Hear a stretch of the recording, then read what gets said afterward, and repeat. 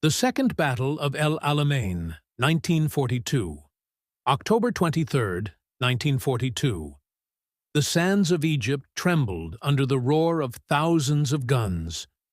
Under the scorching sun of North Africa, two great armies prepared for a clash that would decide the fate of the Desert War. This was the Second Battle of El Alamein. For months, the Axis under Field Marshal Erwin Rommel, the famed Desert Fox, had pushed deep into Egypt. His Afrika Corps and Italian allies threatened the Suez Canal, Britain's vital lifeline to its empire.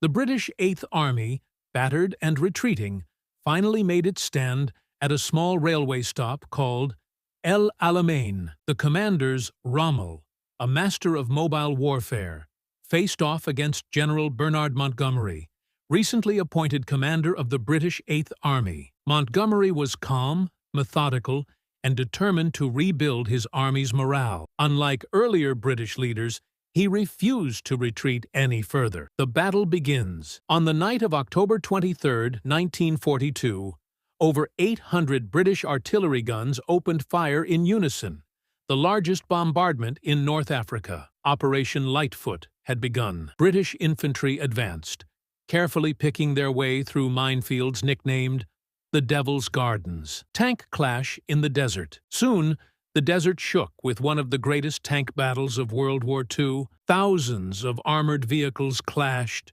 Grant and Sherman tanks of the Allies against Rommel's Panzer, 3 and 4 divisions.